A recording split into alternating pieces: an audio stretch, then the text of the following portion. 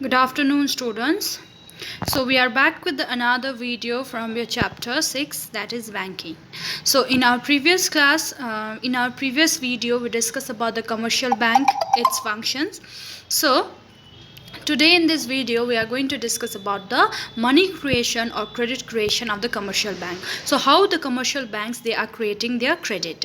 So this is one of the most important activities of commercial bank, that is to create credit or to create money is the important activity of commercial bank. Okay, through this process of money creation, commercial banks are able to create credit which is in far excess of the initial deposit. Okay, so through this process, the process that we are going to see, in this process the commercial bank is able to generate a lots of credit with the far than the initial deposits.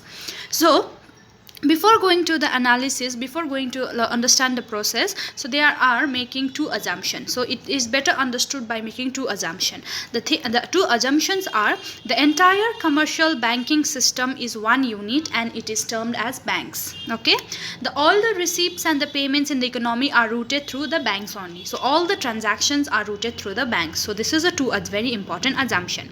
So now the deposits. So the deposits, as you all know, the primary function of commercial bank is to accept deposit. So the deposit that are being held by the banks are used for giving loans. However, out of the banks, the banks cannot use the whole deposit for lending. If they are lending from that deposit, they cannot lend the entire deposit. So it is legally compulsory for banks, commercial banks, to keep a certain minimum reserve or the fraction of their reserves with them.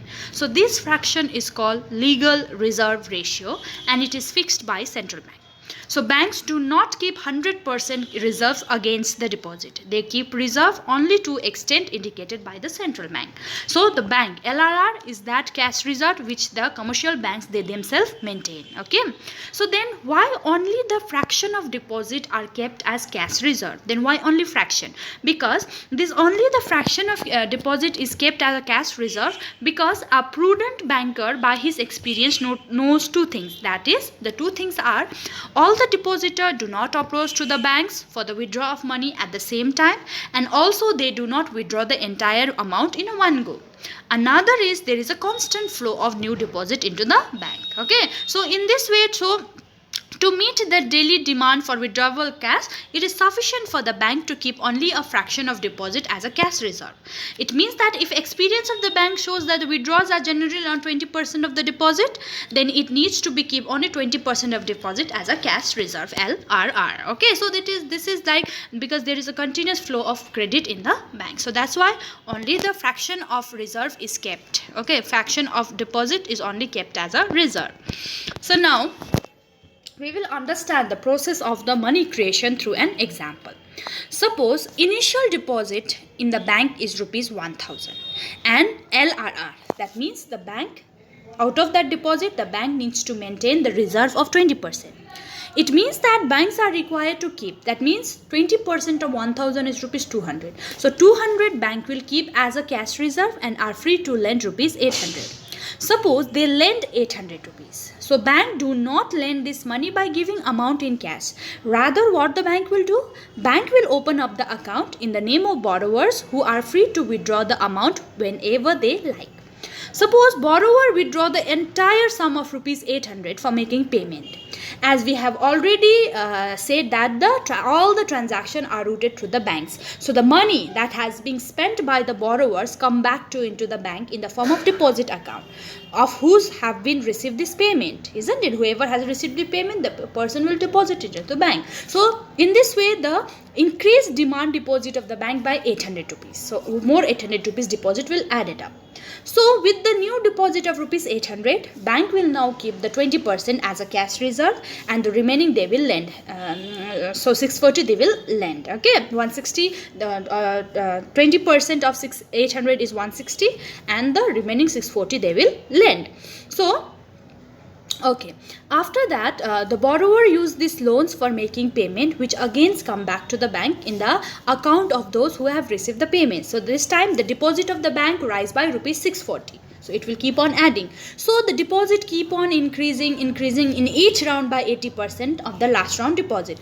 At the same time, cash reserve will also go on increasing, isn't it? So this cash reserve will all go on increasing by 80% of the last round deposit. So at the same time, this cash reserve will go on each time by 80% of the total cash reserve. So deposit creation. So this deposit creation process will come to an end when the total cash reserve become equal to the initial deposit. So this process will come to an end when the initial deposit and the total cash reserves becomes equal. Okay, so in this way the process will stop. So you can refer this schedule also, this table. So initial deposit was 100 rupees, LRR was 20%, so 200 it will keep as a reserve, remaining 800 they will lend. So 800 will again come back to the bank. Second round 1 deposit will be 800. Out of that 800, 20% cash reserve 160, 640 they will lend. 640 again it will come back to the bank. Then out of that 128 means the 20% of 640, and remaining 512 they will lend. So in this way the deposit will keep on increasing and the cash reserves will also keep on increasing.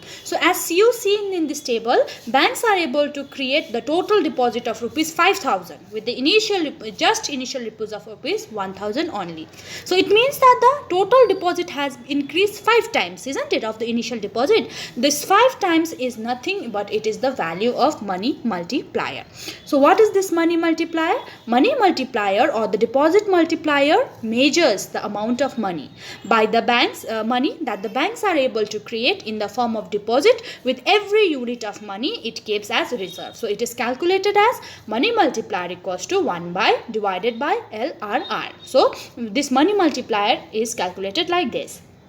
So if you see this example, LRR is 20%. So if you reduce that percentage, if you remove that percentage, so it will be 20 divided by 100. So 0 will cancel out. 2 divided by 10 means 0.2. So money multiplier equals to 1 by LRR. That means LRR value is 0.2. So 1 by 0.2 equals to 5.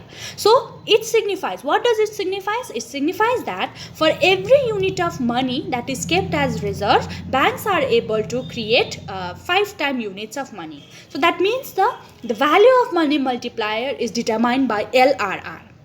That means how it is determined? Higher the value of LRR, lower is the value of money multiplier, and lesser money is created by the banking system. So in this way the bank tries to keep the LRR at a lower rate. So lower will be the LRR, higher will be the value of multiplier, and more money will be created by the commercial bank. Okay children, so this is about the entire credit creation. So very important thing you should learn, what is LRR, money multiplier, how you will get money multiplier, and money multiplier depends on what. So money multiplier depends on LRR. Higher the value of LRR, lower will be the value of money multiplier, and lesser credit will be created.